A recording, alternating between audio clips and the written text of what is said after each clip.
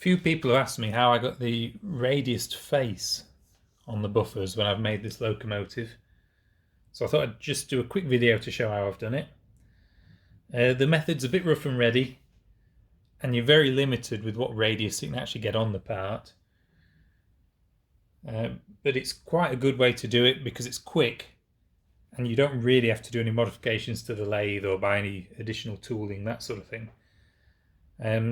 Somebody showed me how to do this quite a few years ago before I had my own lathe, and we used to go to the local night school college to use their equipment, and obviously you can't modify a lathe at a night school, or at least not in a way that the tutor notices.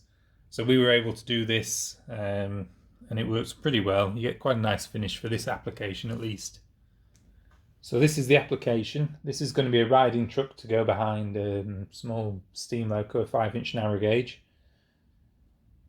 The buffers on this aren't sprung, they're just dummy parts, just to make it look a bit less like a shoebox on wheels.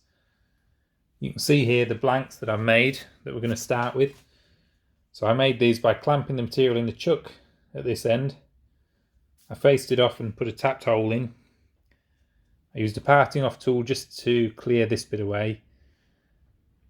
Set the compound, and I think that was about 20 degrees or something, cut along there, and then just put these radiuses on with a file and then parted it off. You can see the parting off tool didn't quite go all the way through, so I just finished that off with a hacksaw.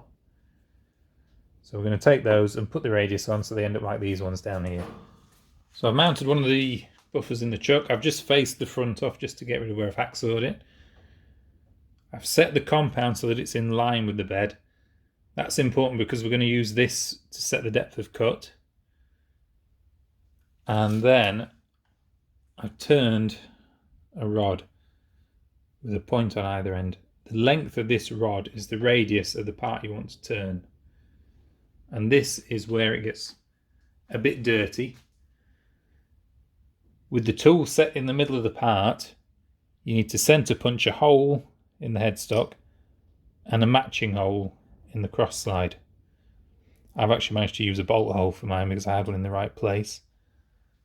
And the idea is, if I can do this with the camera in the way,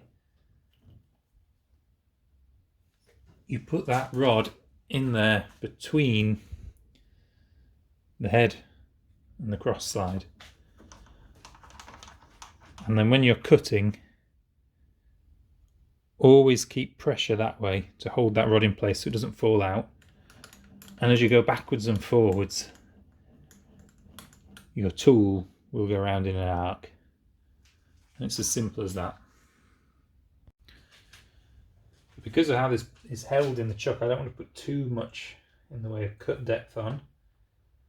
So we'll go for 0.4 millimeters. We'll see what happens.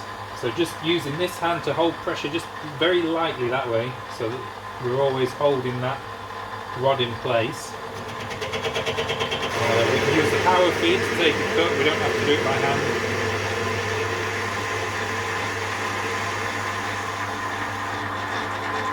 So there we go, that was 0.4 millimeters.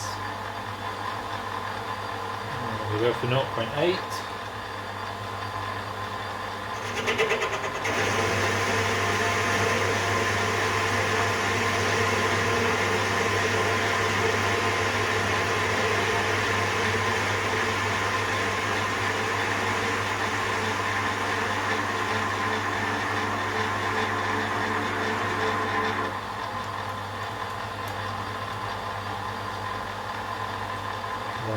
.2.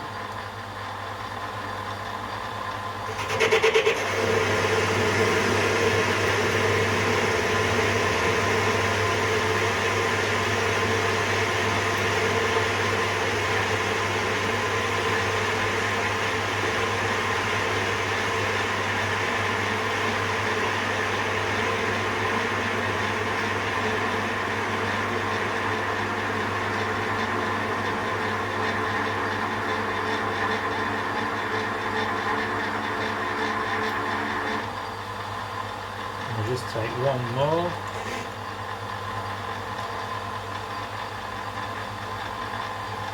And 1.6 millimeters.